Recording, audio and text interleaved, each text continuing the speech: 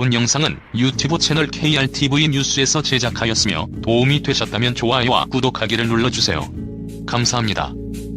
최근 국제방산시장에서 인도는 큰손으로 떠오르면서 한국이 엄청난 돈을 벌 기회가 생겼습니다. 인도는 전통적인 적국 파키스탄의 군사력 현대화에 대응하고자 2010년대 이후 다양한 신형 무기 도입을 추진해왔는데, 지난해부터 중국과의 국경 분쟁이 재점화하면서 중국을 겨냥한 고성능 무기체계 도입에 엄청난 예산을 쏟아붓고 있습니다.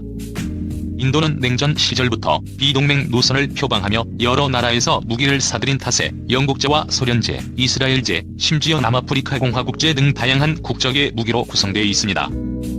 인도 정부는 엉망진창이 된 군수지원 체계를 바로잡고 무기체계 운용의 정상화의 필요성을 강조했고, 무기체계 기술 자립을 위해 메이크 인 인디아 정책을 적극적으로 펴며 무기체계 국산화에 총력을 기울이고 있습니다.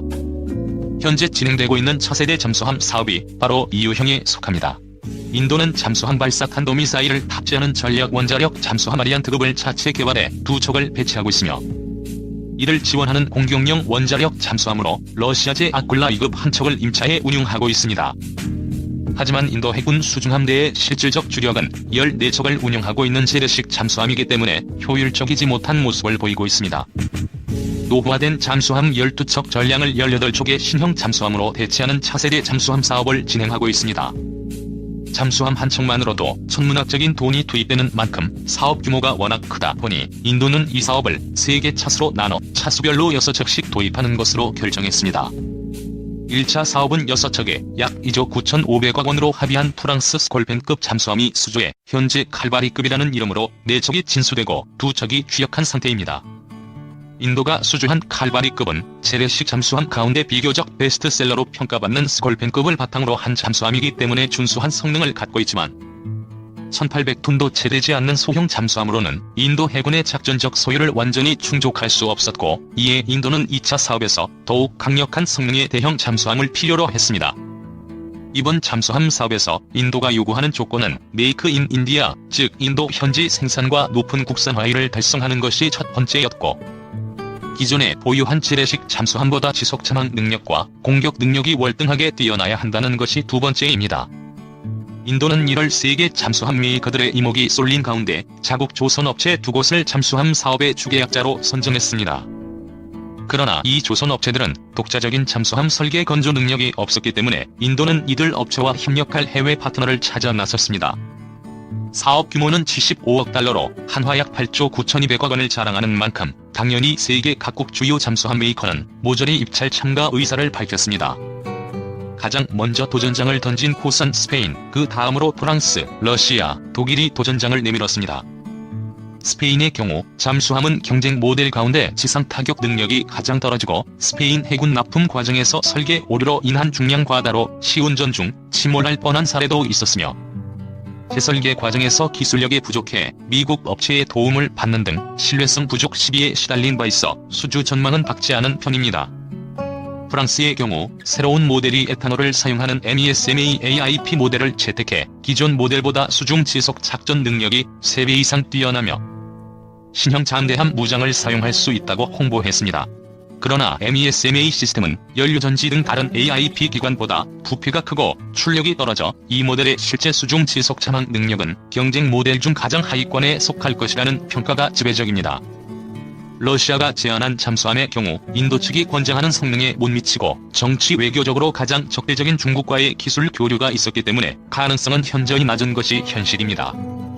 군사 강국으로 알려진 독일이 제시한 잠수함 모델은 두주의 수중 지속 작전 능력을 가지고 있으며 고성능 연료전지를 탑재해 정숙성과 잠항 능력이 경쟁 모델 가운데 가장 우수하다고 주장하고 있습니다.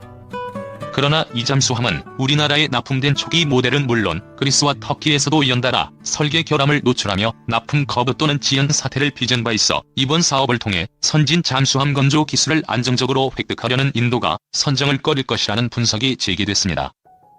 지금까지 인도에 도전장을 내민 4개국의 잠수함 모델은 사실 인도 잠수함 사업에서 가장 주목받고 있는 다크호스인 대우조선해양 DSME의 도산 안창호급 개량형을 돋보이게 만들었습니다.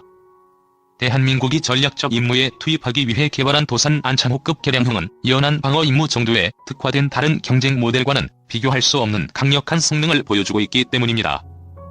DSM-2 모델은 수중 배수량 3,705톤 안팎으로 이번 경쟁 모델 가운데 스페인 다음으로 크며 범한에서 개발한 고성능 연료전지를 탑재해 1개월에 가까운 수중 지속 자막 능력도 갖추고 있습니다. 지속 자막 능력에서부터 경쟁 모델과 비교가 되지 않는 수준입니다. 자막 속도 역시 20노트로 경쟁 모델 중 가장 빠르며 고품질 고장력강을 사용해 300m급까지 안정적으로 자망할 수 있는 우수한 자막 능력도 갖추고 있습니다. 무장 능력은 다른 경쟁 모델과 비교 자체를 불허하는 압도적 수준을 자랑하고 있습니다. DSM-2의 모델은 현존하는 어뢰 발사관 가운데 가장 첨단 기술인 에어 터바인 펌프 방식의 어뢰 발사관 6기를 갖추고 있습니다. ATP 방식은 방사 소음도 적지만 다른 방식보다 부피가 작아 공간 운용 효율이 높으며 현존 어뢰 발사관 방식 중 가장 빠른 연속 발사 능력을 제공합니다. 해당 어뢰 발사관에서는 현존 최강의 주물회 가운데 하나로 평가받는 사거리 50km급의 범상어 주물회와 하푼 블록 2 버전이 탑재되며 이와 별개로 선체 상단에 수직 발사관이 설치돼 사거리 1500km급의 순항 미사일 12발 또는 800km급 탄도미사일 6발을 수납할 수 있을 정도입니다. 한국 기업 특유의 안정적인 사업 관리 능력도 인도가 주목하는 부분입니다.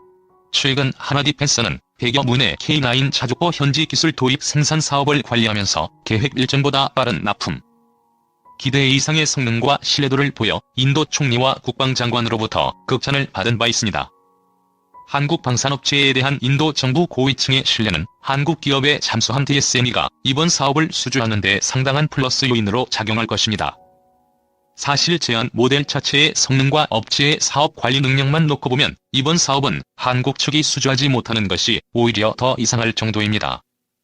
그러나 국제 무기 시장에서 의사결정은 무기체계의 성능과 업체의 사업 관리 능력, 가격만 보고 이루어지는 것이 아니며 정치적 판단이 다른 모든 요소를 덮어버리기도 합니다.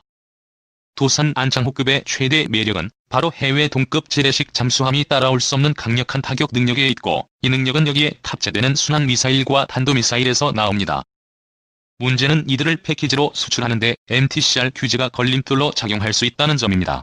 MTCR은 탄도 중량 500kg, 사거리 300km를 초과하는 탄도미사일과 무인기 완성품 또는 기술 수출을 금지하고 있고, 한국 역시 회원국에 속해 있습니다. 우리나라가 인도의 잠수함과 미사일을 패키지로 판매하려면 MTCR 규제를 우회해야 하고, 이를 위해서는 미국 측 동의가 필요합니다. 현재 미국은 인도-태평양 영내 국가들을 거대한 연합체로 묶어 중국을 봉쇄하려는 구상을 구체화하는 움직임을 보이고 있습니다. 전문가들은 유럽의 북대서양조약기구 네이토와 같은 인도-태평양판 나토를 출범시키려는 의도가 아닌지 주시하고 있습니다. 인도는 미국, 일본, 호주와 함께 중국 봉쇄 전략을 추진하고 있는 이른바 쿼드의 핵심 멤버입니다. 인도 군사력이 강해질수록 중국에 대한 군사적 압박 강도는 높아질 테고, 이 때문에 미국은 인도의 대형 항공모함 건조 기술은 물론 함재기까지 판매를 추진할 만큼 인도의 군사력 증강을 적극적으로 지원하고 있습니다. 달리 말하면 한국이 인도에 판매하는 잠수함은 강력한 대중 전략무기가 될 것이고, 이는 미국의 인도-태평양 전략에 부합하는 일이 될 것입니다. 한국은 인도의 대형 프로젝트를 수주할 수 있고, 미국은 한국을 통해 국방력을 증강시킨 인도 덕분에 중국을 더욱 압박할 수 있게 되니 서로의 이해관계가 맞아떨어지게 됩니다. 즉, 미국과 공감대만 형성된다면 잠수함 인도 패키지 판매는 물 흐르듯 진행된다는 점입니다. 이번 인도 잠수함 수주전은 단순히 인도라는 지구 반대편 나라에 잠수함이라는 무기를 파는 영업 행위가 아니라 미중 대립구도 속에서 한국이 막대한 경제적 이익과 더불어 미국의 대중국 포위 전략에 기여해 상당한 전략적 지위 향상을 노려볼 수 있는 기회가 될 것입니다. 인도 잠수함 수주 프로젝트가 성공적으로 마무리될 경우 한국 무기체계의 고성능을 강대국들 앞에서 입증되고, 경제적 이익뿐만 아니라 미국의 반중 정책에 부합해 국제 무대에서 한국의 입지가 견고해질 것으로 보입니다.